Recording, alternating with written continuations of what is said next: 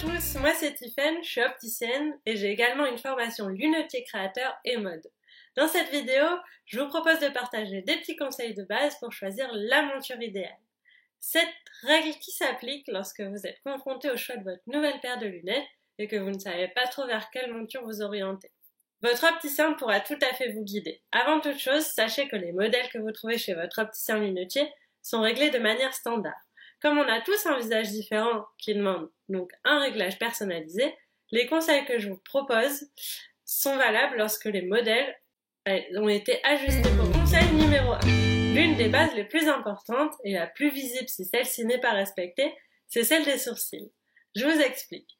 Il faut que le haut des cercles, ou plus généralement de la monture, ou des verres si votre monture n'a pas de cerclage, tombe en dessous de vos sourcils.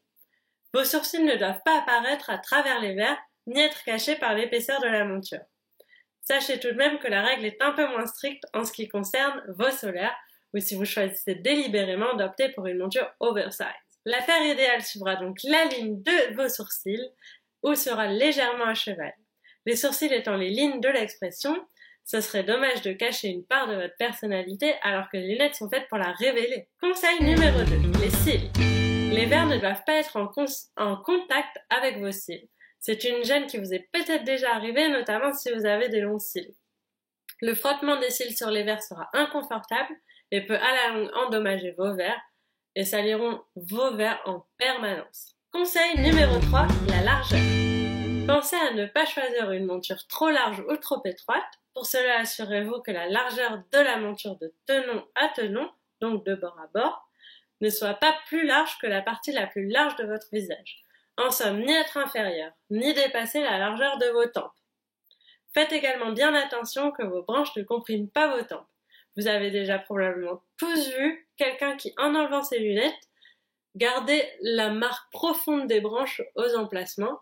Cela peut entraîner blessures et maux de tête intenses. Conseil numéro 4, les pommettes. Faites également attention à ce que la partie inférieure de votre monture, que ce soit le cerclage ou le verre pour une monture Nilor ou percée qui n'en ont pas, ne touche pas vos pommettes, et notamment lorsque vous souriez, pour une question de confort et d'esthétique. Conseil numéro 5. Le nez. La monture doit pouvoir bien se caler sur votre nez, mais sans faire pression. Dans d'autres termes, les cercles doivent suivre les ailes du nez, pour une question de maintien et stabilité sur votre visage, mais aussi pour ne pas que la monture vous blesse, car les points de contact ne seront pas aux bons endroits.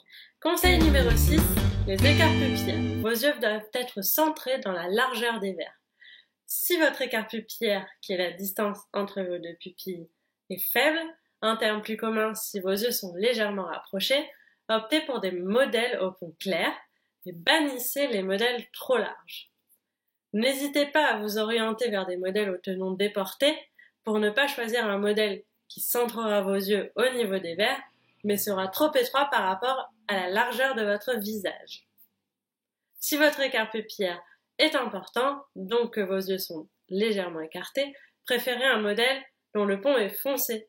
Conseil numéro 7. Point souvent négligé lors du choix, ce sont les branches. Des branches trop courtes influeront sur le maintien de la monture sur votre visage et sur les angles d'inclinaison des verres, ce qui provoquera un impact sur votre vision.